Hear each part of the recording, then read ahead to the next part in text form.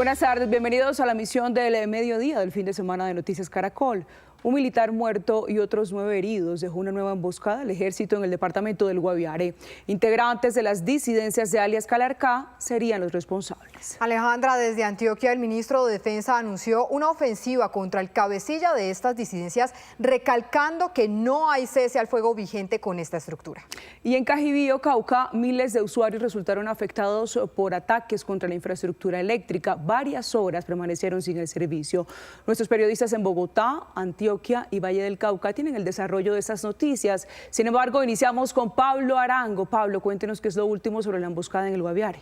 Alejandra, ¿qué tal? Muy buenas tardes. Lo último es que el ejército envió nuevas tropas. Allí específicamente íbamos a ver el área. Esto es Caño Mosco, muy cerca de la capital, San José del Guaviare, en el departamento del Guaviare, precisamente por estos enfrentamientos que se vienen presentando entre las disidencias de las FARC al mando de alias Calarcá y el Ejército Nacional. ¿Cuál es el saldo en este momento? Un soldado que fue asesinado, Yeuti Osorio Córdoba, y precisamente 9 militares que resultaron heridos, 2 suboficiales y 7 soldados profesionales.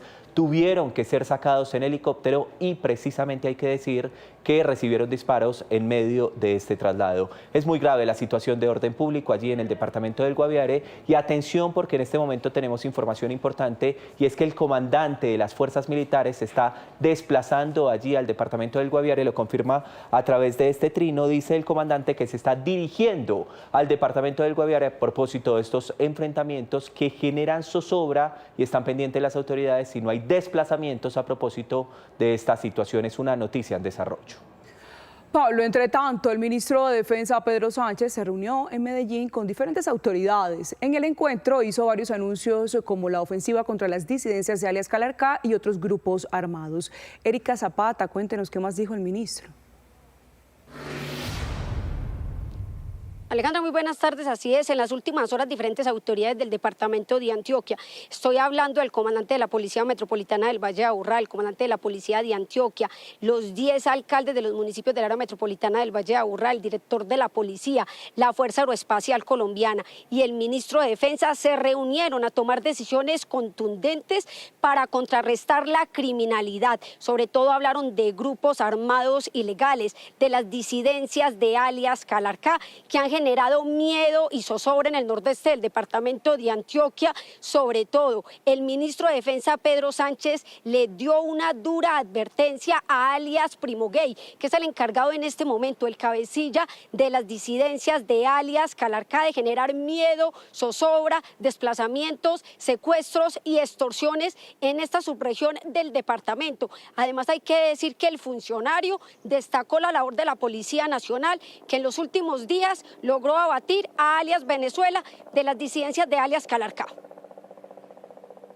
No hay cese al fuego en ninguna parte del territorio nacional. Solamente hay la instrucción clara de afectar las estructuras criminales y aquellas economías ilegales. Uno de los objetivos y una de las misiones es desmantelar la estructura criminal 36 de las disidencias de Calarcá, aquella misma que asesinó a 13 policías, aquella misma por la cual hay una recompensa incluso de los Estados Unidos de hasta $5 millones. De parte de la gobernación y también articulado con el Ministerio de Defensa, hay una recompensa de hasta 500 millones de pesos por el cabecilla principal, alias Primo Gay, que sé que va a escuchar parte de este mensaje. Y el mensaje es: desmovilícese, no siga matando, no siga extorsionando, no siga generando terror, no lo vamos a tolerar. Pero si no se desmoviliza, la orden para la fuerza pública está clara, es capturarlo. Y si ofrece resistencia con una capacidad letal, la fuerza pública tiene la orden y sobre todo el respaldo de la Constitución y la ley de emplear la fuerza legítima para neutralizarlo.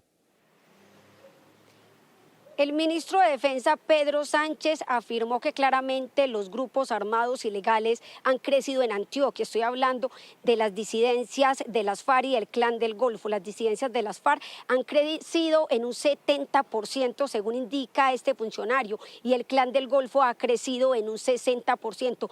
Todo esto en medio de los diálogos de paz. Y estos criminales, claro que crecieron. Hay que reconocer también el problema con su crudeza.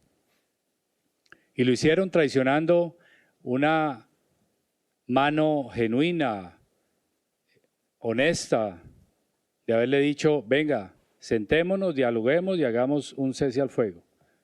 Y estos criminales demostraron que fue una traición a Colombia. Y por ello, si hay algún diálogo, no hay ningún cese al fuego, no hay ninguna concesión al delito. Nunca la ha habido. Pero sí cesar operaciones ofensivas, pues afecta de alguna manera negativamente la seguridad. En este momento lo único que hay es una orden decidida para neutralizar estas amenazas. Pero vuelvo e insisto, un problema económico y social de las economías criminales no se soluciona únicamente con armas. Y hay una problemática que se está presentando en el municipio de Remedios, esto es nordeste del departamento de Antioquia, donde también hay desplazamientos de campesinos. Y es que por los enfrentamientos de ilegales, estoy hablando del Clan del Golfo y el ELN, hay varios cuerpos, según las autoridades, de ilegales abandonados en una vereda. Entonces se podría presentar un problema de salud pública. Dice el Ejército Nacional que ingresar a ese sitio ha sido muy difícil por esos cuerpos, porque hay muchos artefactos explosivos instalados por los ilegales. Ustedes tienen que entender que la tropa tiene también una seguridad. Para llegar a esos puntos, pues hay una serie de acciones que también se desarrollan bajo maniobra. Sabemos que hay unos puntos que están colocados con artefactos explosivos improvisados y es un trabajo que se tiene que hacer con muy meticuloso, porque no solamente es llegar y decir vamos a recoger los cuerpos, pueden tener toda la situación, pues son personas, pero nosotros también tenemos que proteger a la tropa en este caso. Y también el ministro de Defensa, Pedro Sánchez, en medio de toda esta reunión, en medio de este Consejo de Seguridad que lideró en la ciudad de Medellín, destacó la labor de la Policía Metropolitana del Valle de Aburrá, de la Policía del Departamento de Antioquia, para recuperar la seguridad en los diferentes territorios. Habló de capturas importantes, por ejemplo, de la que se dio en los últimos días por parte del Gaula de la Policía Metropolitana del Valle de Aburrá. Estoy hablando de la captura de alias Sebas, quien cobraba extorsiones, sobre todo en la Comuna 13. Muy bien, Erika, son los resultados de este Consejo de Seguridad allí en Medellín. Muchísimas gracias. Entre tanto, un nuevo ataque con explosivos contra la red eléctrica dejó sin luz por varias horas habitantes del Cauca. Paula Restrepo, ¿cuántos municipios resultaron afectados y qué fue lo que pasó? Catalina, muy buenas tardes para usted y para la audiencia. Sí, señora, 13 municipios resultaron afectados y se quedaron sin el servicio de energía por varias horas en el departamento del Cauca. 2 explosivos dañaron la infraestructura de 4 postes que conectan la línea de San Bernardino con Santander de Quilichao en el departamento del Cauca. Hablamos con la empresa que suministra la energía en este departamento e indicó que ante los constantes ataques podrían incluso hablar de una restricción preventiva de energía para evitar daños mayores. Además, indicaron que este es el tercer ataque, el último registrado este sábado 21 de febrero, otro en el mes de enero y otro en el mes de noviembre del 2025. Escuchemos. Afectando 4 estructuras de 115 kilovoltios que ponen en riesgo la seguridad energética de la región suroccidente del país. Adicionalmente, ponen en riesgo la continuidad del servicio del departamento del Cauca. Este atentado se suma a los otros que hemos tenido en el mes de enero y en el mismo punto el año pasado, en el mes de noviembre.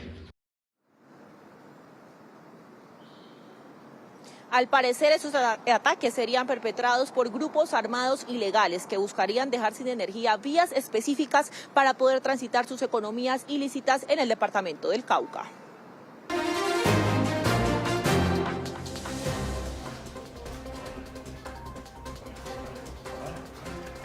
En noticias del mundo, en Estados Unidos, un hombre fue asesinado a tiros luego de intentar ingresar a la residencia del presidente Donald Trump en Mar-a-Lago, esto en el estado de Florida. A esta hora, el FBI adelanta la investigación y reveló la identidad del sospechoso. Corresponde a un hombre de 21 años, venía de Carolina del Norte, trabajaba como artista y había sido reportado como desaparecido por su madre. En el momento del incidente, el presidente y la primera dama estaban en la Casa Blanca en Washington.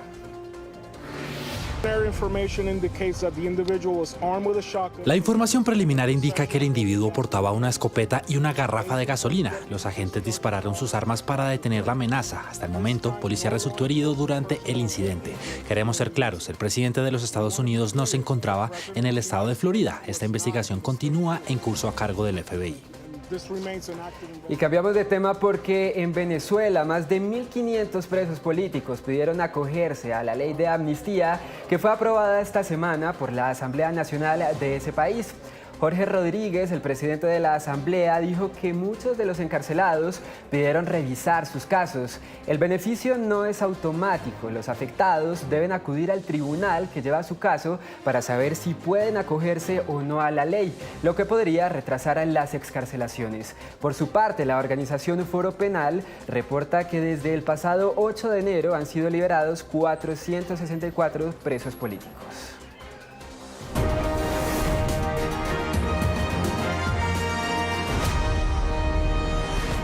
Colombia decide 2026. En este momento faltan 13 días, 19 horas, 17 minutos y corren los segundos para que se abran las urnas el próximo 8 de marzo, cuando decidiremos en manos de quiénes quedará el Congreso de la República y quiénes serán los candidatos presidenciales en las consultas interpartidistas.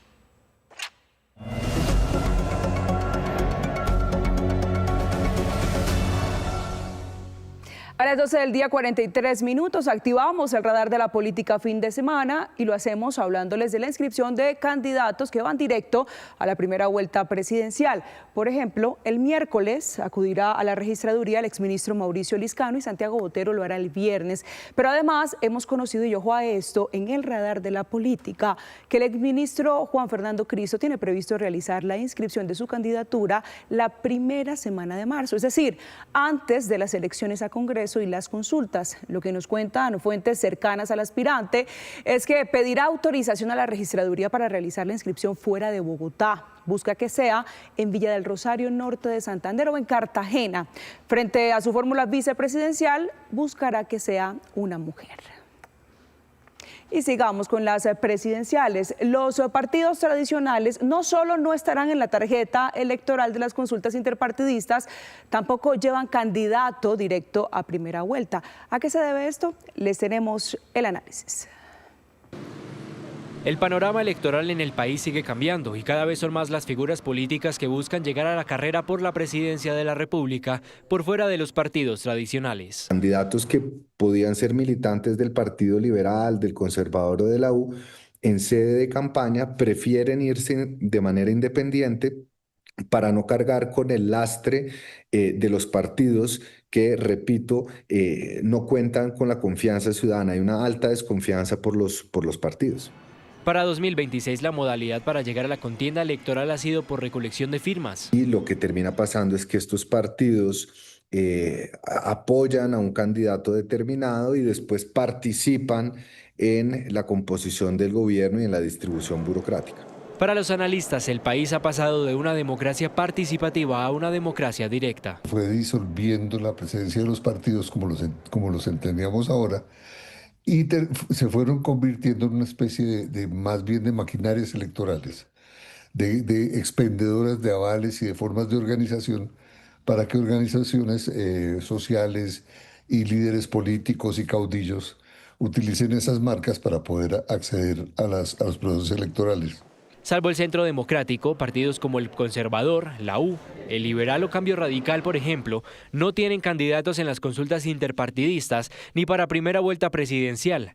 Algunos están a la expectativa de los resultados del 8 de marzo y después de esto definirían el apoyo para las presidenciales. Ningún candidato presidencial en este momento, por la misma característica de los sistemas de partidos en Colombia, va a lograr una mayoría que le permita negociar, que le permita gobernar sin la negociación con los otros partidos. Siempre va a ser necesario negociar. La registraduría en total avaló a 15 candidatos que lograron el registro legal de 635.216 firmas, que equivalen al 3% de los votos válidos en la elección de 2022.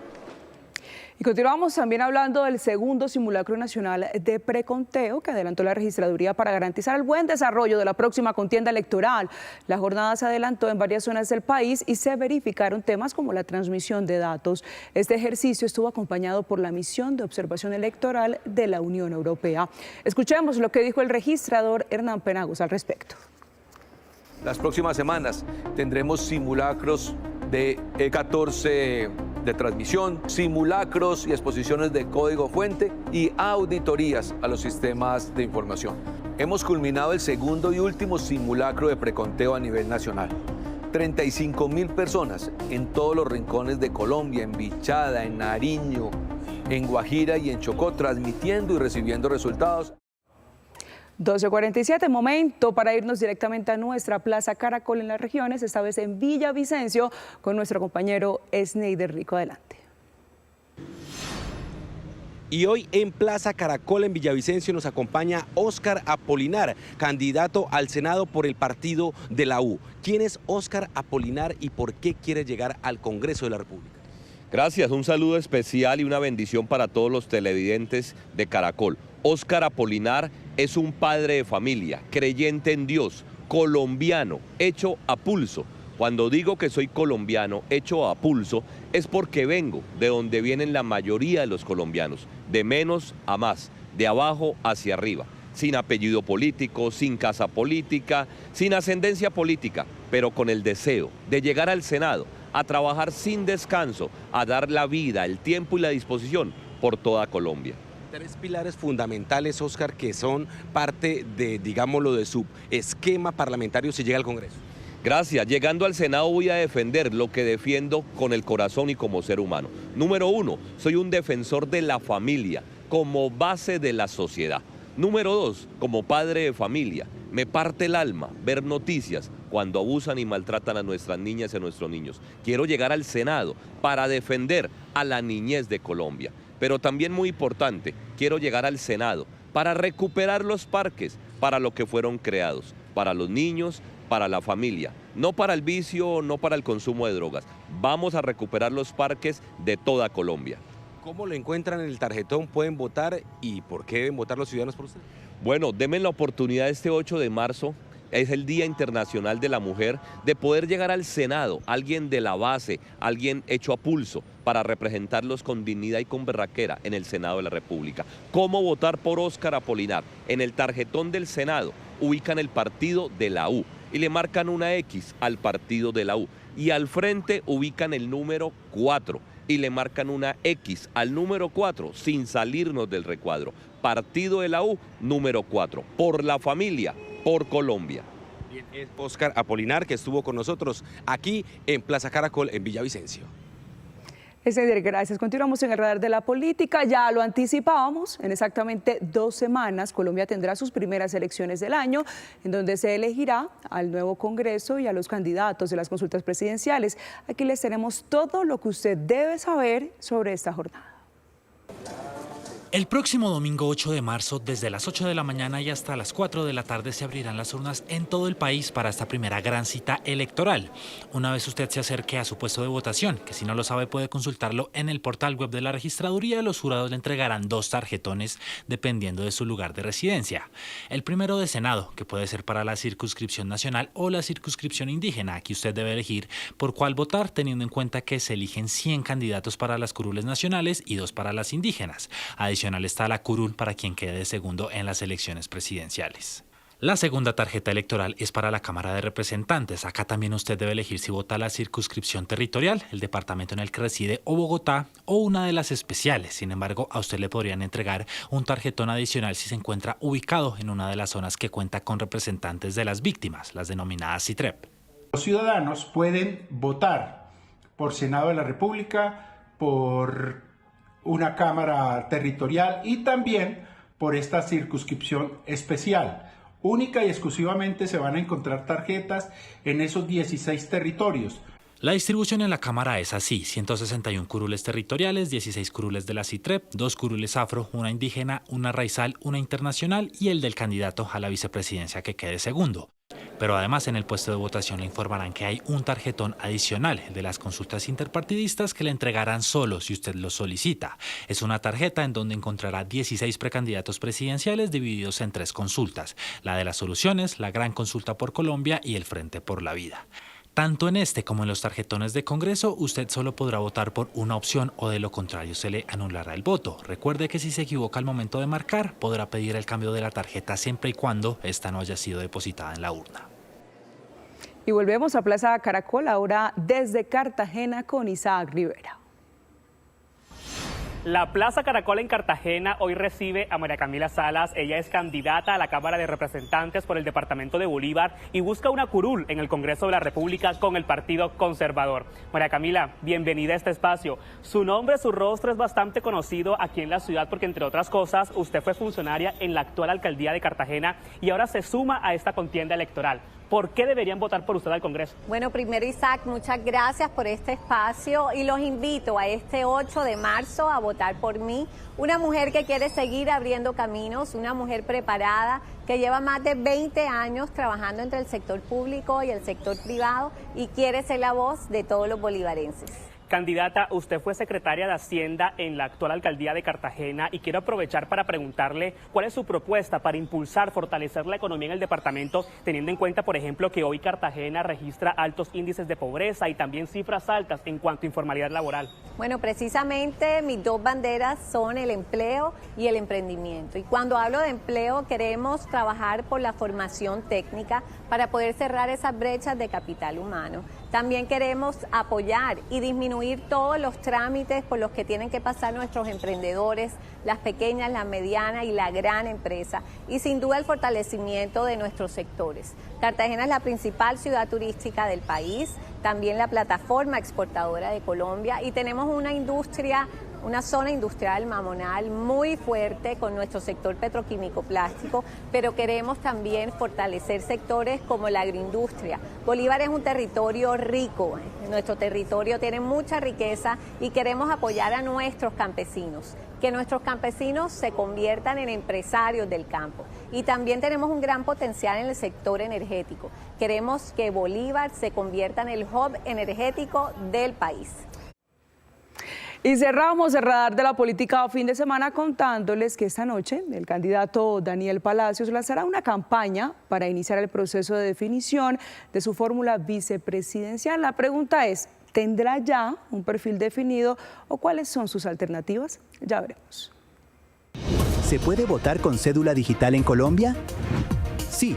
En Colombia se puede votar tanto con la cédula física como con la cédula digital. Pero atención.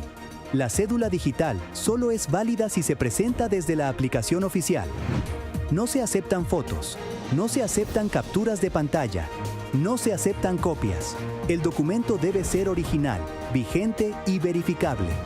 Recuerde, su cédula lo identifica. Con ella ejerce su derecho al voto. Votar comienza por estar bien informado. 12 del mediodía, 54 minutos. En otras noticias, la compañía colombiana que vendió el petróleo que fue luego interceptado por Estados Unidos en alta mar asegura que la negociación fue legal y que su responsabilidad terminó en el momento en que el barco zarpó del punto de cargue, esto en Palermo, Magdalena. Según información revelada por el diario El Tiempo, la embarcación habría hecho un giro hacia Cuba pese a las restricciones impuestas a la isla por el gobierno del presidente Donald Trump. El 31 de enero de este año, un mensaje que circuló entre autoridades colombianas advirtió sobre la presencia en un puerto de la costa atlántica de una embarcación con combustible que tenía como destino República Dominicana, en un buque que anteriormente había transportado crudo desde México hacia Cuba, a pesar de las sanciones que ha impuesto el gobierno Trump. Se trata del Ocean Mariner. Según la investigación del diario El Tiempo, el Ocean Mariner zarpó el 5 de febrero desde Palermo, Sociedad Portuaria, en el departamento de Magdalena, terminal que hace parte de la zona portuaria de Barranquilla. Allí fue sometido a una inspección de la DIAN, la Policía Fiscal y Aduanera con su grupo de crímenes transnacionales y un representante de Ecopetrol. La diligencia comenzó a las 6:45 de la tarde del 31 de enero tras la alerta sobre la presunta ilegalidad de esta carga. En sus tanques llevaba fuel, combustible utilizado para la generación de energía, en una transacción que ascendió a los 6,9 millones de dólares. El vendedor fue ISM Ingeniería Servicios, empresa autorizada por el Ministerio de Minas, mientras que el primer comprador que figura en la declaración de exportación es Monarch Security Latinoamérica. Noticias Caracol se contactó con ISM Ingeniería, quien confirmó que se cumplieron con todos los requisitos legales de las autoridades colombianas y de comercio exterior. Esa operación estuvo vigilada permanentemente por los Estados Unidos. Hay vigilancia sobre cualquier esfuerzo de entregar petróleo a Cuba en este momento. Entonces tienen los mares supervisados con drones, con radares, y pueden ver cuando hay barcos, de dónde vinieron, para dónde van, y ellos saben que en este caso hubo un petróleo que primero llegó al barco desde Barranquilla. Días después, el 11 de febrero, se reportó que este buque con antecedentes de venta de crudo a Cuba fue escoltado por la Guardia Costera estadounidense hacia las Bahamas, tras las alertas del cambio en su ruta, que modificaron su destino inicial, que era República Dominicana. El presidente Gustavo Petro se refirió a estos hechos, señalando que un país no debe bloquear, e invitó a Estados Unidos a cambiar su política hacia Cuba. También aseguró que no hay ningún delito en el transporte de petróleo en el Caribe. Bajo la ley internacional tradicional tiene toda la razón, que no hay derecho de los Estados Unidos parar un barco hacia la isla de Cuba, menos que haya sanciones internacionales, o sea, promovido por las Naciones Unidas. En este caso, la administración de Donald Trump está haciendo regir una política doméstica que ha decidido castigar la isla de Cuba y prevenir que otros países van a ayudar a la isla en este momento. Tanto la sociedad portuaria como ISM y Monarch han señalado que bajo la modalidad contractual Free on Board, su responsabilidad terminó cuando el combustible fue cargado y despachado del puerto. Trafigura Group, la última empresa a cargo de esta carga, acordó comprar el fuel colombiano transportado en el Ocean Mariner para entregar en las Bahamas. La DIAN respondió hasta el momento que no se pronunciará al respecto.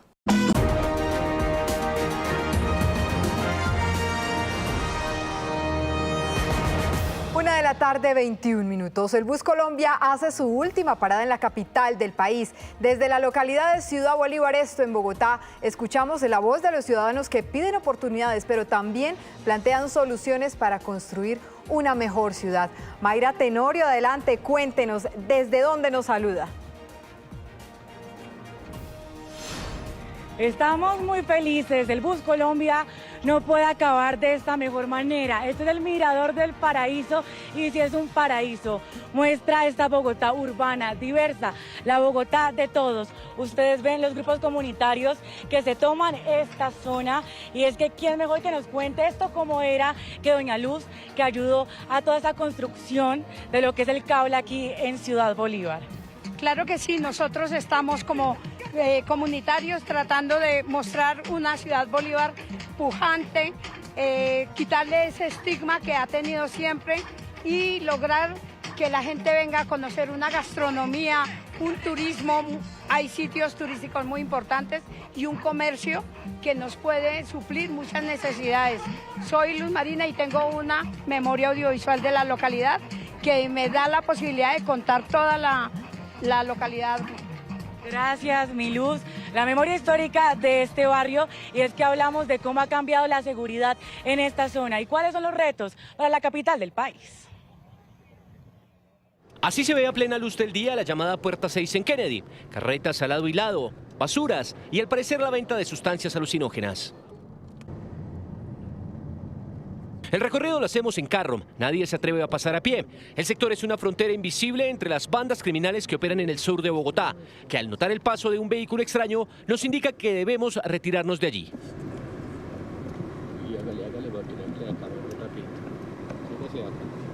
Coroteros, vendedores ambulantes, trabajadoras sexuales, empresarios, comerciantes y a los visitaxis están siendo extorsionados.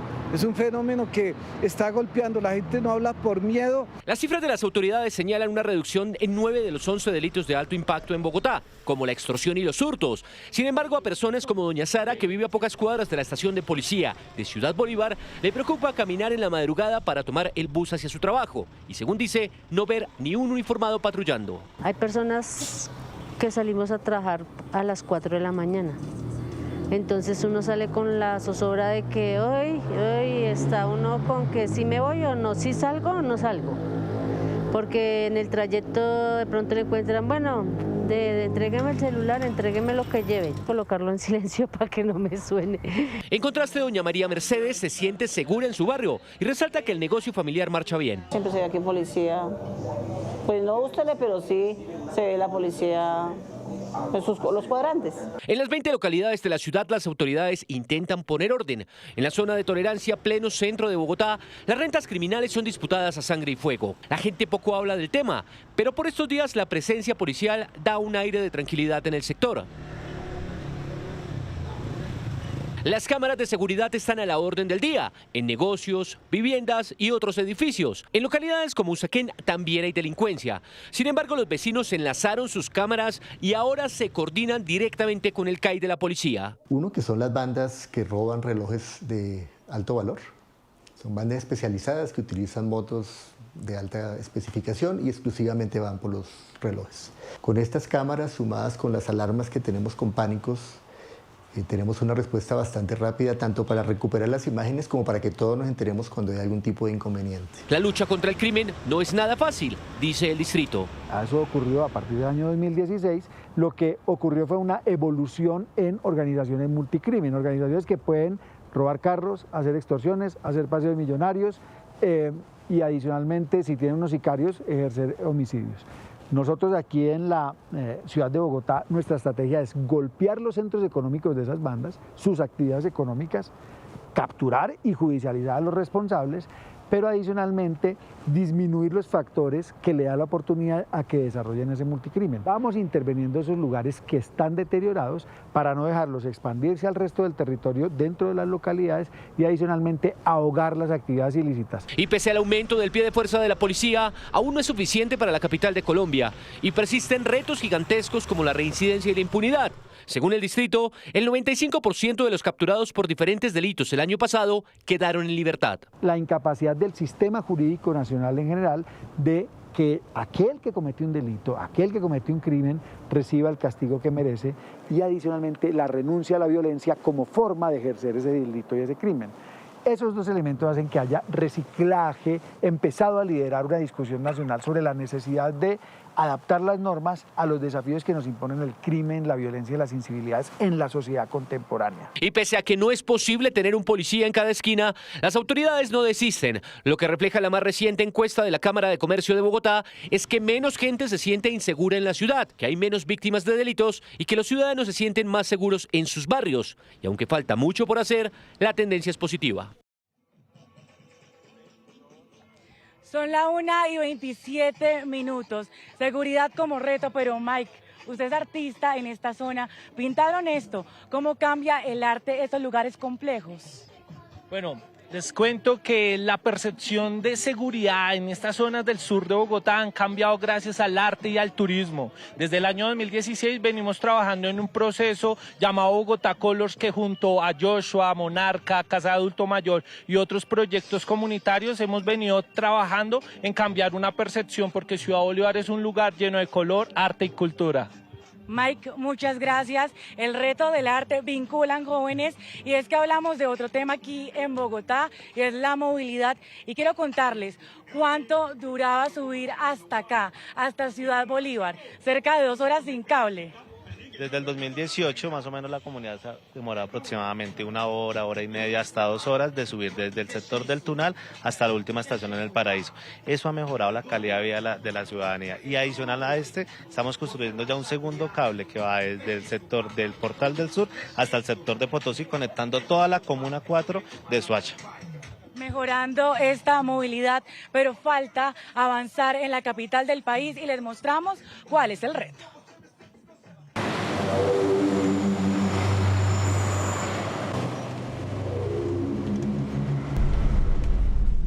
Moverse en Bogotá puede tardar horas.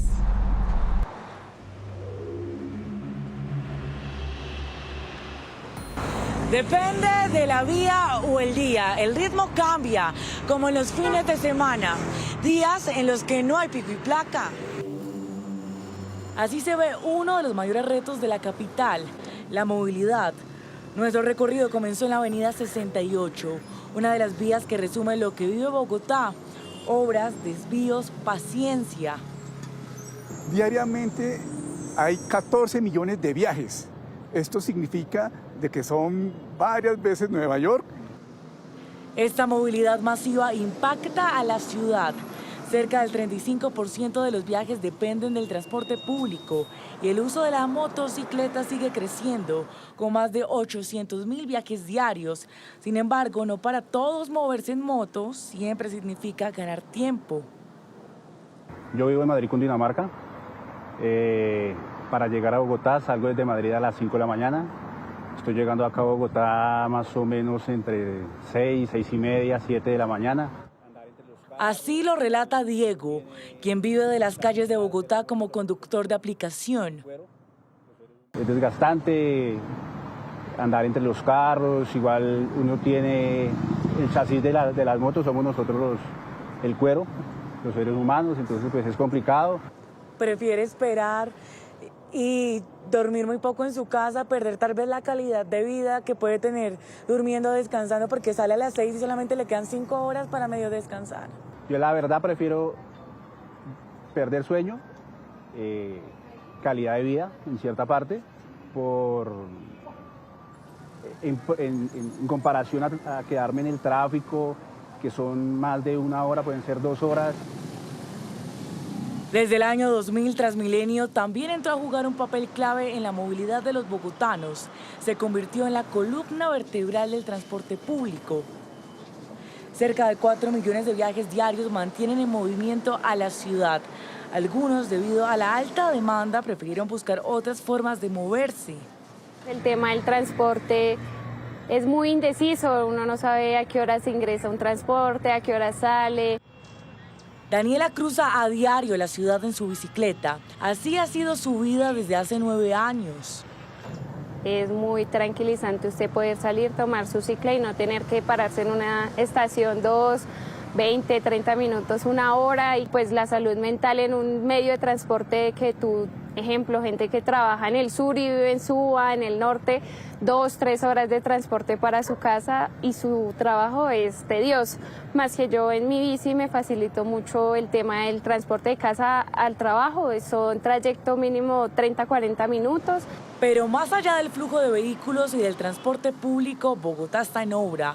Más de 1000 frentes abiertos buscan cambiar la forma de moverse, aunque hoy dificulten el tránsito. El metro avanza, el viaducto ya marca el paisaje. Así se ve el Centro Internacional de la capital en la calle 26. El recorrido total del viaducto construido ya alcanza los 11 kilómetros. También está el Transmicable de San Cristóbal en el sur de la ciudad, que busca beneficiar a más de 400.000 personas con su entrada en operación a finales de este año, reduciendo trayectos de 40 minutos a solo 10. Para los expertos, el reto no solo está en construir, sino en planear hacia dónde va la ciudad. Por supuesto, en construir más líneas de metro, que es importante, en fortalecer el componente zonal y que Transmilenio se integre a las líneas de metro. Igualmente, Bogotá tiene que avanzar en la infraestructura de bicicleta, eso es importantísimo. Y también tiene que avanzar en 2 componentes que nos hace falta fortalecer también, los trenes de cercanía y también el componente de peatonalización. La historia de una nueva movilidad se sigue escribiendo. Los bogotanos esperan que, aunque hoy moverse sea un reto, la ciudad avance en lo prometido. La ciudad está cambiando y eso queremos, que esta promesa de movilidad se cumpla. Pero hablamos con los jóvenes, que son ese corazón vivo aquí en Bogotá. En esta ciudad habitamos cerca de 8 millones de personas. Desde los cerros orientales, esta capital se ve imponente. Hablamos de un universo propio entre montañas, Grandes edificios y casas históricas que dan cuenta de los más de 400 años que tiene Bogotá. Y es que su extensión es de más de 1.700 kilómetros cuadrados, que incluso superan a ciudades como Nueva York. Esta ciudad nos ha abierto las puertas a muchas personas que llegamos acá buscando oportunidades. ¿Y qué oportunidades se ven en esta ciudad? Bueno, Bogotá es una ciudad con muchísimas oportunidades, podemos ver oportunidades en muchos temas culturales, temas deportivos, también en temas sobre todo de trabajo, ya que es una urbe que pues tiene gente de todo el país y le da la oportunidad a poder vivir y poder trabajar. ¿Falta tal vez apoyar con estas oportunidades a las personas que vienen acá?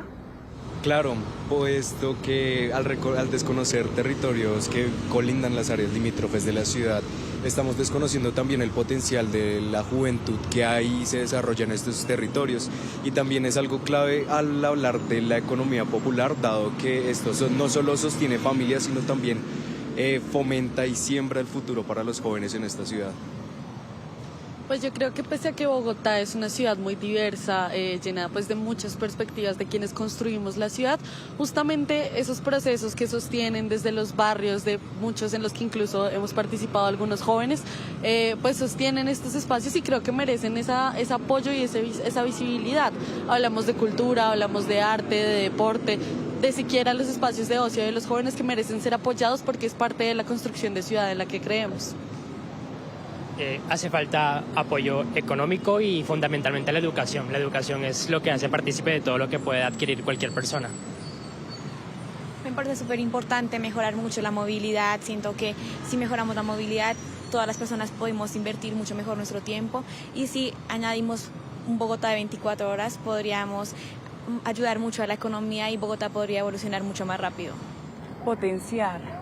Bueno, nosotros tenemos brechas históricas como ciudad, impuestas también por el modelo que hoy impera en la ciudad, y tenemos que como jóvenes seguir profundizando en nuestras conquistas de derechos sociales, el derecho a la educación, a una salud digna, a un transporte digno y sobre todo al empleo juvenil digno. Michelle. Bueno, como persona con discapacidad considero que a Bogotá le hace falta un poco más de accesibilidad y de inclusión para nosotros las personas con discapacidad. Sin embargo, ha sido una ciudad que me ha abierto muchas puertas y me ha permitido llevar la bandera a competir nacionalmente e internacionalmente y estoy muy agradecida. Y se puede potenciar el deporte. Sigamos por ese punto. ¿Qué áreas, qué industrias se pueden potenciar en la capital del país, además de las que siempre hemos visto? Bueno, en cuestión de tenis, no nos dejan muchos espacios a nosotros porque dicen que dañamos las canchas, que las sillas no pueden entrar porque los campos se ven afectados.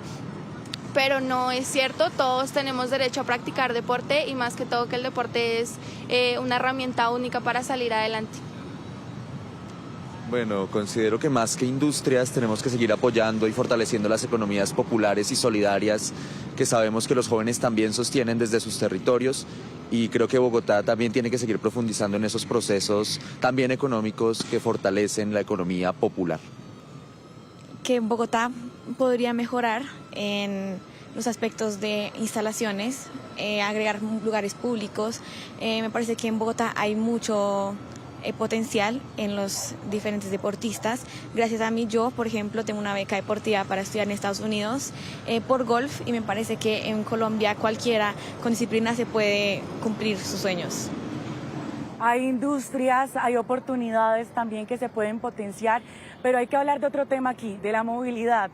La movilidad en Bogotá para nadie es un secreto, es compleja, así se habla, y es que son 4 millones de viajes diarios los que se hacen al menos en Transmilenio al día, son varias horas de trancón. Aquí también hablamos de oportunidad para que la gente salga a la calle y sea más productiva. Principalmente considero que el tema de movilidad, aparte de ser una problemática en la ciudad, también es un tema cultural. El tema cultural de las personas, lastimosamente en Bogotá, es demasiado decadente, lo cual también entorpece la movilidad en diario vivir. Bueno, yo creo que cuando hablamos de este modelo de desarrollo justamente en estos términos de movilidad tenemos que pensarnos en la infraestructura para quien se construye, ¿cierto? Porque no solo se trata de tener, digamos, grandes obras, sino de pensar en las necesidades históricas que de pronto han sido olvidadas y en poblaciones como por ejemplo las periferias, hablar un poco de la desconexión que hay en el occidente de Bogotá, de cómo podemos interconectar a estas personas, hablar también de la distribución demográfica, digamos, de los lugares laborales y de los lugares residenciales de vivienda. Muchas personas viven en el sur y trabajan en el norte. Creo que un repensar de la ciudad y una redistribución de pronto de esos espacios podría resignificar la ciudad para muchos de nosotros que nos transportamos diariamente. Muchachos, tenemos que hablar de seguridad. Es un tema clave aquí en la capital del país. Cerramos los indicadores el año pasado, 9 mejorando de 11 indicadores de seguridad según cifras del distrito. Pero ustedes, ¿cómo ven esta percepción de seguridad en las calles de Bogotá? Y sobre todo, no nos quedemos ahí. ¿Qué falta hacer para mejorar, para salir a la calle y caminar seguro? Bueno, pues a mí me gusta mucho salir de mi casa remando en la silla hacia mi punto de entrenamiento. Y las calles no son para nada accesibles, hay muchos huecos, muchos tropiezos, están arreglando las calles y la gente no es consciente de cómo manejar la situación con una persona con discapacidad en la vía. Bueno, hay que decir que Bogotá no camina segura en estos momentos, y ni para las juventudes, ni para las mujeres, ni para la comunidad LGBTI, quien hemos visto cuya violencia en contra de ellos se ha recrudecido.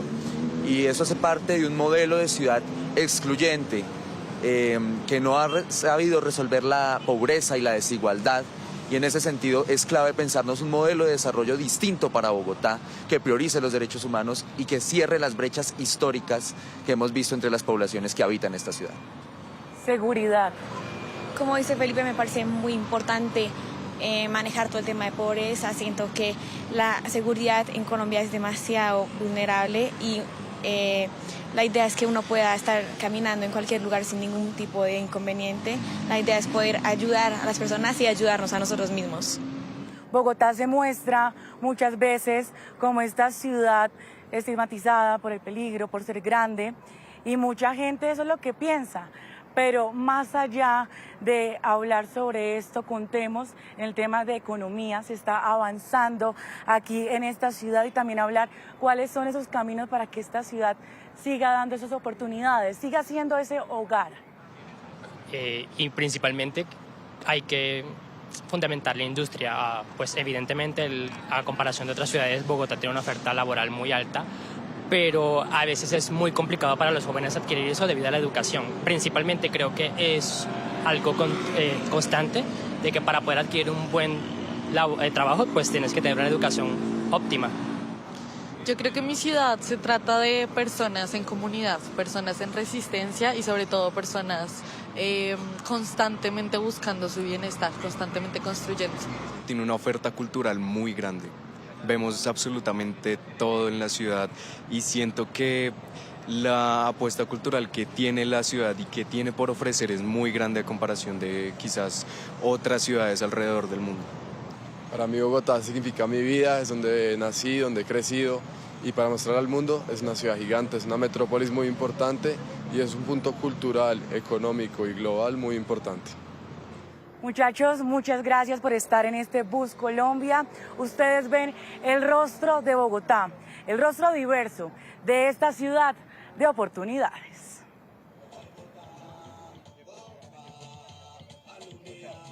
La voz joven de Bogotá.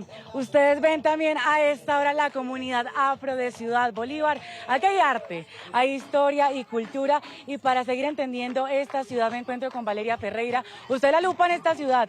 Bogotá, ¿cómo vamos? Retos y pilares en esta, la capital del país.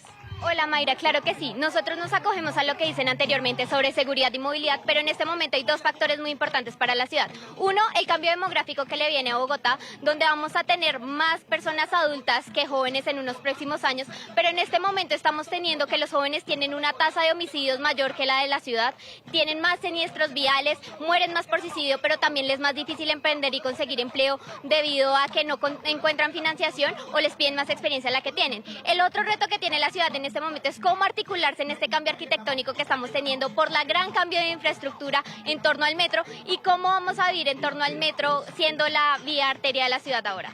¿Qué caminos tomar? ¿Hacia dónde miramos en la capital del país?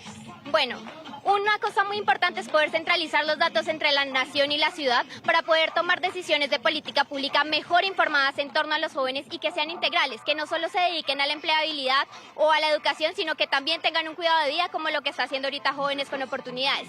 Adicionalmente, lo otro que necesitamos es empezar a revisar todos estos criterios adyacentes al metro como salud, empleo, emprendimiento, cultura, seguridad, que van a hacer que cambie la configuración de cómo sentimos la ciudad.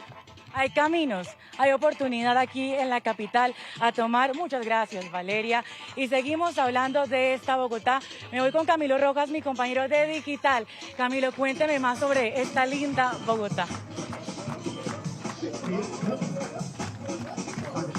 Así es, Mayra, y es que le cuento que a lo largo de este Bus Colombia, lo que hemos querido hacer desde Noticias Caracol Digital y Noticias Caracol en Vivo es mostrar esa cara positiva que tienen las regiones. Hemos hablado con líderes sociales, hemos hablado con artistas, también hemos hablado con emprendedores quienes nos han contado grandes historias. Y una de esas grandes historias, Mayra, la encontramos aquí en la ciudad de Bogotá, una ciudad que, como podemos ver aquí en la localidad de Ciudad Bolívar, es una ciudad llena de murales. Nos encontramos con un muralista quien convoca personas a través de redes sociales para que le ayuden a pintar un mural, y esto fue lo que nos contó. El Bus Colombia ya se encuentra aquí en la ciudad de Bogotá. Un territorio lleno de arte y cultura, en donde el muralismo se ha convertido en símbolo de los bogotanos. Diego, nos encontramos en una de las zonas con más murales en lo que es la Candelaria. ¿Cuál es la importancia del mural para, por supuesto, la Candelaria y Bogotá entera? El mural crea una propuesta artística, crea una puesta en escena que es la que el extranjero busca encontrar en Colombia. La Candelaria tiene una propuesta colorida que los bogotanos no conocen mucho. La propuesta de color de la Candelaria ha sido muy interesante y este es el mejor ejemplo de cómo el color revitaliza y fortalece y crea cultura y crea identidad. Tú me hablabas de una propuesta que estás llevando a cabo incluso a través de redes sociales para acercar a los bogotanos y que se hagan partícipes de un mural. ¿Cómo es ese proyecto? Mi propuesta está basada en casitas. Sí. Invitamos personas a participar y la tarea es que tiene que pintar su casa más o menos de este tamaño. ¿Cómo los bogotanos han recibido ese proyecto? Yo estoy muy impresionado. Yo hice un video muy casual donde decía, si usted no está haciendo nada, quiere ocupar el tiempo en algo, venga, lo invito a pintar, ayúdeme a pintar estas casitas que estamos haciendo aquí. Y entonces ellos inmortalizan su casa aquí, ¿sí? Se sienten parte de algo grande y que estas fotos viajan a muchas partes del mundo. Entonces estamos mandando las casitas de los colombianos a viajar. Cuando llega el bogotano o la persona que mira tu contenido a través de redes sociales, ¿con qué se va a encontrar? ¿Qué le entregas? ¿Cómo es toda la dinámica? Llegas, nos conocemos, nos saludamos, conoces al grupo. Nosotros usamos una paleta muy básica. ¿Sí? Una paleta muy básica de donde salen todos los colores y ahí es donde empieza el ejercicio chévere del que nunca ha pintado, empieza a entender como la teoría del color. Bueno, te entrego tu arma, tu pincel, tu paleta básica. Muy bien, y con esta paleta de colores que me entregó Diego voy a pintar mi casa. Como yo vivo en una parte de Alta Bogotá, va a quedar en la parte de arriba y con esto nos despedimos de este Bus Colombia, con esta experiencia que pueden vivir todos los bogotanos.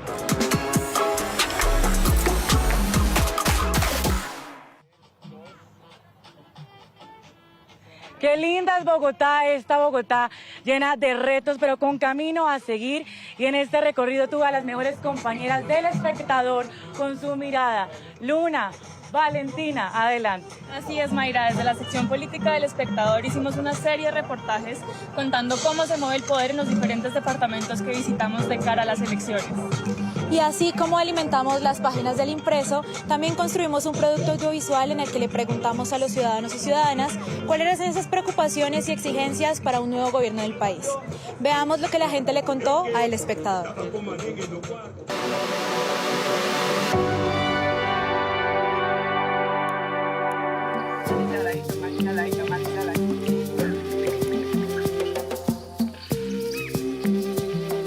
En el paso del Espectador por Cali, para conocer cómo está el panorama de la capital del Valle del Cauca en el bus por Colombia, le preguntamos a los habitantes sobre cuáles son sus principales preocupaciones a poco menos de un mes para la primera medida en urnas. Sí me preocupa en primer lugar la salud, puesto que a mí me ha afectado y a mi familia. Ahora que va a haber nuevo gobierno, que ellos se concienticen en mirar a la gente.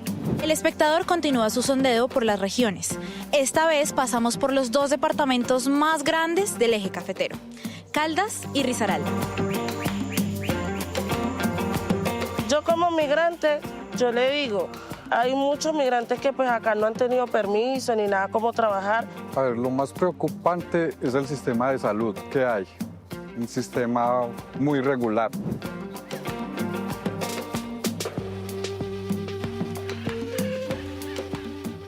Que haya más seguridad, más orden en la salud y más orden con el cuento de la drogadicción. Pues pienso que en la ciudad falta más vigilancia de los agentes policiales, la seguridad influye mucho.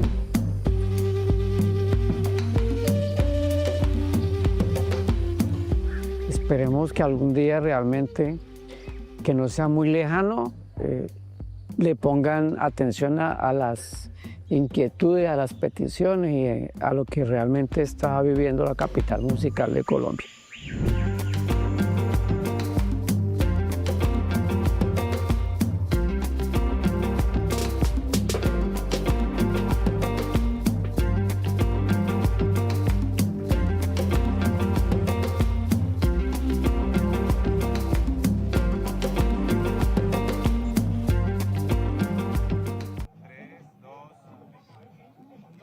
Aquí acaba el Bus Colombia de este año 2026 y me acompañan estos rostros, conductores, periodistas de digital y también realizadores. Sin ellos este bus no es posible y siempre fue la prioridad, la gente, ustedes. Los dejamos felices con esta sonrisa porque siempre es la gente aquí en Noticias Caracol. Una pausa y ya volvemos.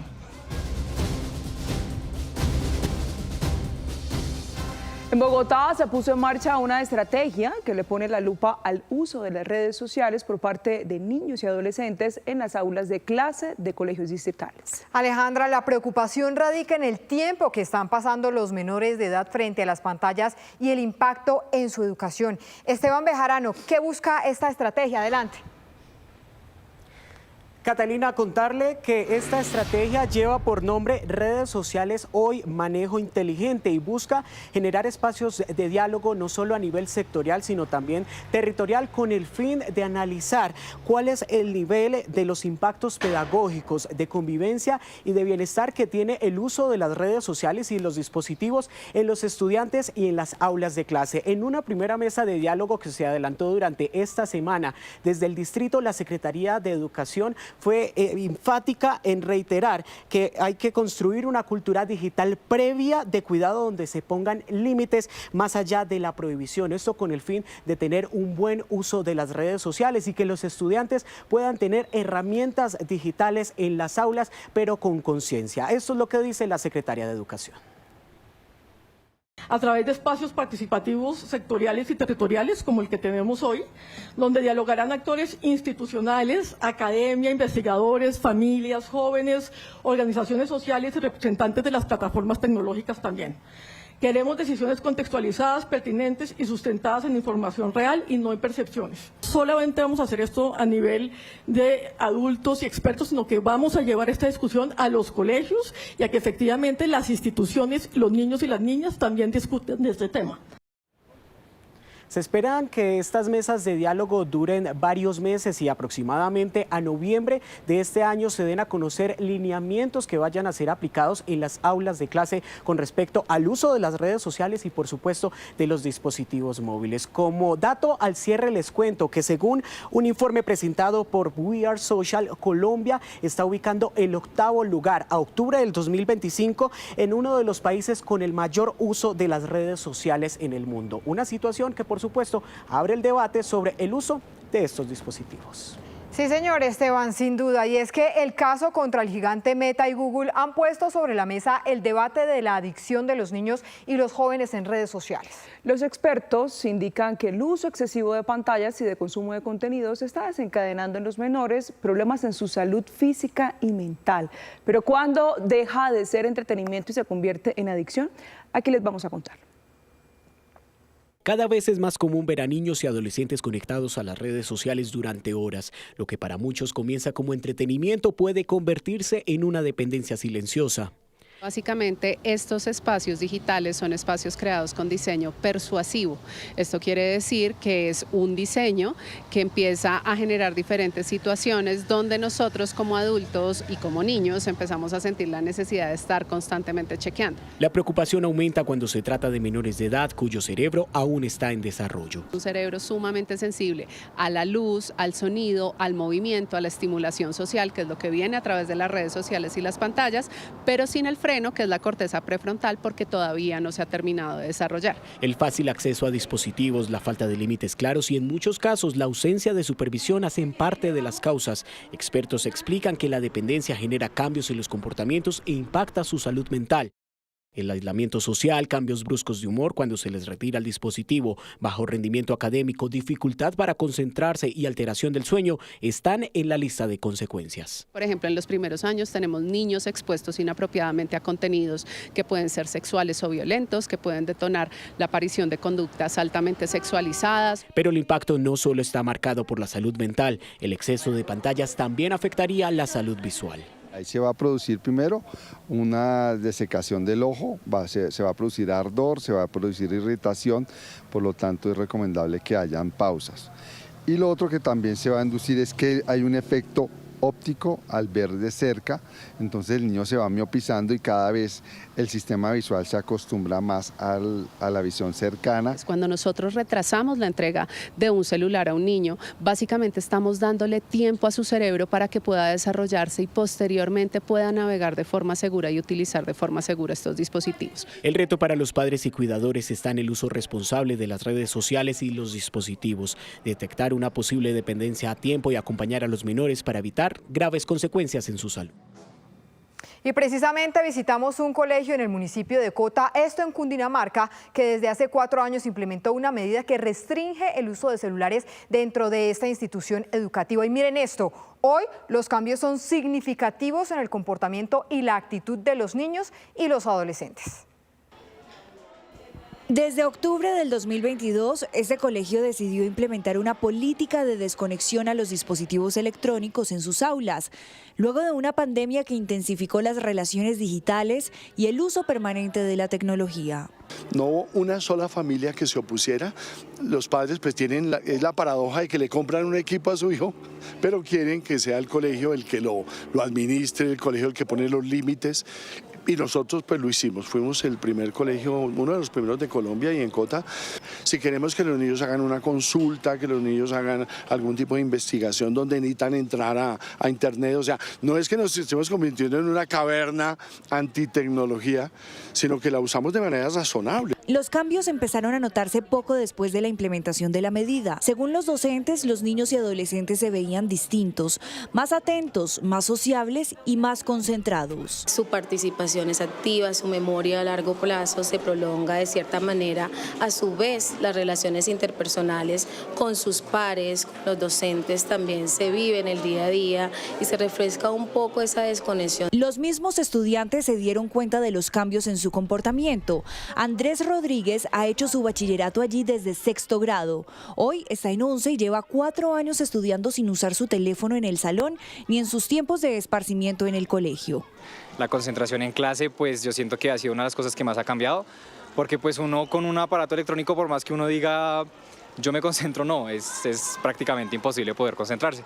Y aparte de eso también uno está más tranquilo, porque uno cuando está con el celular en clase pues realmente uno se siente ansioso. Y es que los niños en Colombia en promedio pasan diariamente 8 horas en un dispositivo digital, lo que también tendría repercusiones en su salud mental y emocional, en el sueño y en su rendimiento académico. Y es importante saber que cuando se desarrollan bases sólidas en su proceso socioemocional, desarrollan posteriormente herramientas que les van a permitir enfrentarse, digamos, a esos contextos actuales que vivimos. Este colegio ha sido ejemplo en nuestro país al implementar esta restricción. Apoyados por los padres de familia que no se opusieron al cambio, son conscientes y reconocen que aún van a medio camino, porque en casa también se necesita asumir el compromiso de poner límites del uso de las tecnologías. Pero ojo a esto, recordemos que también hay riesgos en materia de seguridad. La policía, de hecho, ha identificado conductas recurrentes que utilizan los delincuentes para intimidar a niños y adolescentes a través del ciberespacio. Este año han capturado a 14 criminales dedicados a estos delitos. Las autoridades han enfocado sus esfuerzos en controlar el uso de redes sociales por parte de menores de edad. El Centro Cibernético Policial de Colombia ha registrado 117 denuncias en lo corrido de 2026 por delitos de pornografía infantil y utilización sexual de menores de edad en redes sociales. En 2025 se recibieron 1.318 denuncias por estos delitos. El año pasado se registraron más de 500 incidentes a través de nuestro CAI virtual. Principalmente a través de grooming, a través de la sextorsión y del ciberbullying, que es uno de los factores de riesgo también que tienen los niños, niñas y adolescentes. Se evidencia un leve aumento, cerca del 7%, frente al año anterior. En los últimos meses, la policía ha bloqueado más de 12.800 páginas web dedicadas a la pornografía infantil. Por esto, hace un llamado urgente a los padres de familia en el control de tiempo en pantalla. Tiene que ser algo muy controlado, controlar los lugares que visitan, controlar el tiempo, porque esto puede generar también una ciberdependencia, es decir, se vuelven adictos. Pero otra preocupación en el ciberespacio es el reclutamiento de menores por los grupos armados que hoy mantiene una alerta en varias regiones, ofreciendo falsas promesas y dinero fácil. Distintas plataformas y algoritmos para reclutar menores, para publicar contenidos aspiracionales, para banalizar la vida fácil y la movilidad social y económica a través de prácticas delictivas. Y también las extorsiones y fraudes que derivan de perfilamientos luego de compartir datos sensibles en redes sociales. Que los menores al interactuar en sitios random, redes o juegos con desconocidos funcionan como canales involuntarios de fuga de datos privados. Sin darse cuenta, comparten información sobre rutinas, ubicación en tiempo real y detalles del entorno familiar. En el último año, la policía capturó a 88 criminales dedicados a intimidar niños a través de las pantallas. Y este año van 14 los delincuentes que han sido atrapados por las autoridades por este mismo delito. Ahora bien, en el mundo cada vez son más los países que buscan regular e incluso prohibir el uso de redes sociales para menores de edad. Alejandra, legisladores debaten cómo proteger a los niños de los peligros de la web sin aislarlos de un mundo tan interconectado. En la actualidad, vivir sin redes sociales parece algo casi imposible. Pero en diciembre del año pasado, Australia se convirtió en el primer y único país del mundo en prohibir el acceso de menores de 16 años a plataformas como Instagram, TikTok y YouTube. Hemos tomado este paso para apoyarlos en su crecimiento. Empiecen un nuevo deporte, aprendan un nuevo instrumento o lean ese libro que lleva tiempo en la estantería. Desde que empezó a regir la ley, todas las cuentas de menores fueron desactivadas y no se permitió la creación de nuevos perfiles. Además, las compañías dueñas de redes sociales pueden recibir millonarias multas si no hacen cumplir la ley. Podrían pagar hasta 49.5 millones de dólares australianos, unos 128.400 millones de pesos colombianos. Un estudio en Australia reveló que en 2025 el 96% de los jóvenes entre 10 y 15 años usaron redes sociales, que 7 de cada 10 de ellos estuvieron expuestos a contenido peligroso, que incluía material violento, de desórdenes alimenticios y de suicidio, entre otros. Aunque algunos expertos aseguran que en la práctica es muy difícil cumplir la restricción. Uno de los mayores riesgos de una prohibición como esta es que empuja a los jóvenes a lugares sin regulación. Existen múltiples maneras de acceder a contenido que no deberían. Pueden usar VPNs para desafiar la restricción. Lo cierto es que el ejemplo de Australia busca ser replicado en otros países, la mayoría de ellos europeos. 2:19 de la tarde y mucha atención porque hace pocos minutos las autoridades de México informaron que abatieron a alias El Mencho, uno de los narcotraficantes más buscados de todo el mundo. El operativo a esta hora causa múltiples hechos violentos en todo el país que, según reportan medios locales, están fuera de control. Y es que la situación es tan grave que Estados Unidos emitió una alerta y pidió a todos sus ciudadanos no salir a las calles en varios estados del país. En el siguiente informe les contamos más detalles. Estados Unidos ofrecía una recompensa de hasta $15 millones por su cabeza. Rubén Nemesio Oseguera Cervantes, alias El Mencho, fue abatido durante un operativo de fuerzas federales en el estado de Jalisco. Pero la ofensiva causa una toma de varias ciudades por parte de miembros del Cartel de Jalisco Nueva Generación, grupo que lideraba El Mencho. El gobernador de Jalisco envió un mensaje a los habitantes del estado. Continuamos en Código Rojo. Reiteramos la recomendación de evitar salir de sus hogares. Los enfrentamientos están sucediendo en varias entidades federativas. En unos momentos la federación dará información oficial sobre los acontecimientos. Carros y camiones han sido quemados en distintas carreteras de Jalisco, mientras que la alerta crece en el aeropuerto de Guadalajara, hasta donde se teme que lleguen los miembros del cartel. Grupos de derechos humanos piden un refuerzo de la fuerza pública por parte del gobierno federal, mientras que aumentan las amenazas de seguridad de cara al Mundial de Fútbol, ya que en Guadalajara se disputarán varios partidos, entre ellos una de la Selección Colombia el 23 de junio. México en máxima alerta y cambiamos de tema porque a 2 días de cumplirse 4 años de guerra entre Ucrania y Rusia, el Papa León XIV urgió a un alto al fuego de inmediato y que también sea duradero. Entre tanto, los ataques no se detienen y las negociaciones para el fin del conflicto permanecen sin avances pese a la mediación de Estados Unidos. Calles llenas de escombros, viviendas hechas ruinas y un miedo sin respiro desde salir a la calle hasta dormir. Así han sido los últimos 4 años de guerra en Ucrania. Tuvieron que sacarme porque estaba enterrada. El techo se desplomó y me cubrió. Mi esposo me sacó, levantando todo eso. Ella es Valentina, sobreviviente de la más reciente ola de ataques nocturnos. Rusia lanzó 50 misiles y casi 300 drones contra varias regiones en el país, alcanzando además de edificios residenciales, infraestructuras energéticas y ferroviarias. Desde la Basílica de San Pedro en el Vaticano, el Papa León XIV insistió en que la paz es impostergable, una necesidad urgente. ¿Cuántas víctimas, cuántas vidas y familias destruidas? ¿Cuánta destrucción, cuánto sufrimiento indescriptible? Y mientras las explosiones no dejan de escucharse, los esfuerzos para un acuerdo siguen sin mostrar avances. Por ahora se prevé que en los próximos 10 días se concrete un nuevo encuentro entre las partes y Estados Unidos, país mediador. Y también en Europa, en Italia, los restos de San Francisco de Asís fueron expuestos por primera vez en 800 años de su muerte. A la basílica que lleva su nombre podrán acudir miles de peregrinos hasta el próximo 22 de marzo. Marinelis Tremamuno nos cuenta los detalles desde Asís en el siguiente informe. Adelante, Marinelis.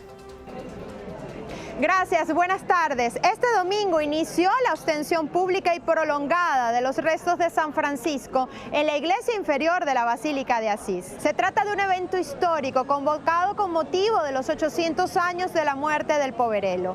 Durante un mes completo, los peregrinos podrán acercarse al cuerpo del santo, cuya tumba fue reabierta el pasado 9 de enero y exhumada para permitir esta veneración extraordinaria. Una Fue una emoción muy grande, sobre todo cuando vimos los restos de San Francisco. Nos quedamos de verdad, estamos aquí entusiasmados. Los organizadores informaron que ya han confirmado su presencia cerca de 500.000 de personas y para recibirlos trabajan más de 400 voluntarios, incluso de Colombia.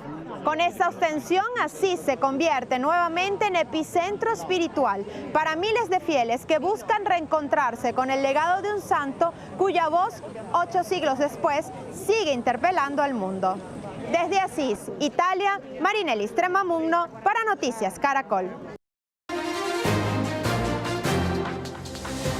A esta hora es noticia en Colombia el pronunciamiento del ministro de Minas y Energía, Edwin Palma, quien aseguró que la principal conclusión luego del encuentro que tuvo con la presidenta encargada de Venezuela, Delcy Rodríguez, fue que Ecopetrol no podrá importar gas a través de Venezuela para abastecer la demanda nacional que ha venido cayendo y por la que ha sido necesaria la importación de un nuevo gas a través de la planta regasificadora. De acuerdo con el ministro de Minas y Energía, esto no se podrá debido a que la Oficina de Control de Activos Extranjeros de Estados Unidos no ha emitido esa autorización y no lo hará al menos durante los próximos meses.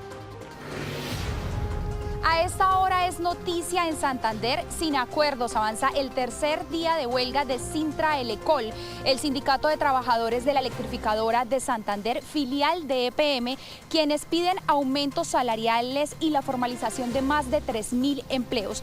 Mientras tanto, gremios como la ANDI y FENALCO aseguran que más de 958.000 usuarios de 102 municipios se verían afectados. En las últimas horas, el Ministerio del Trabajo selló algunas oficinas administrativas de Bucaramanga y de Barrancabermeja. Por su parte, el gerente de la electrificadora de Santander afirmó que se asegurará el servicio de energía durante la huelga. A esta hora, la Policía Metropolitana de Barranquilla se encuentra tras la pista de 2 sicarios que atacaron a disparos a varias personas que se encontraban al interior de una tienda ubicada en el barrio La Ceiba, en el sur de la ciudad.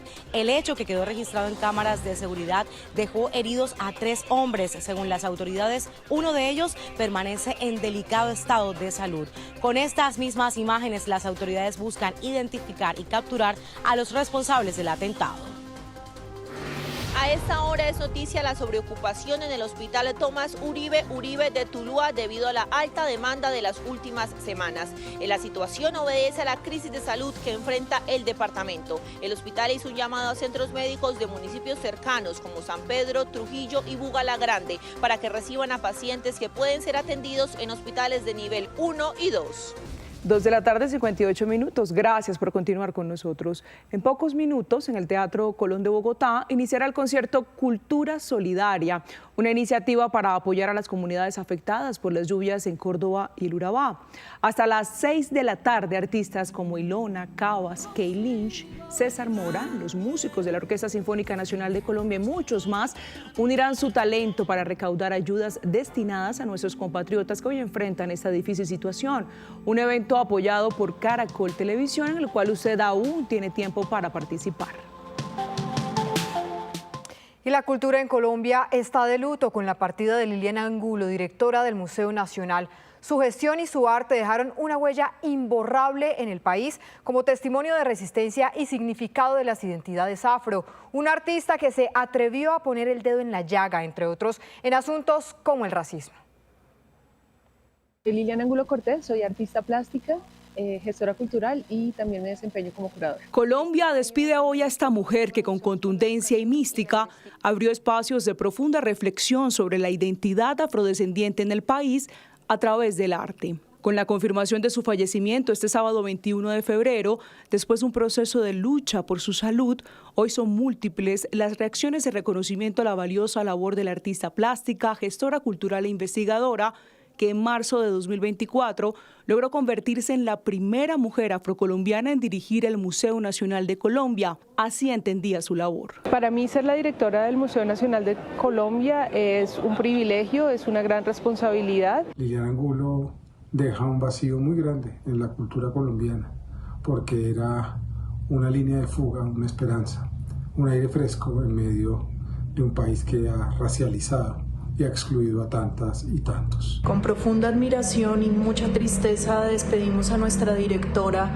del Museo Nacional, Liliana Angulo, que produjo no solo imágenes, sino pensamiento crítico, ampliando la mirada de nuestra historia y poniéndola en el centro de reflexión de nuestro país. Como directora fue faro de la transformación institucional del museo al abordar temas como el antirracismo.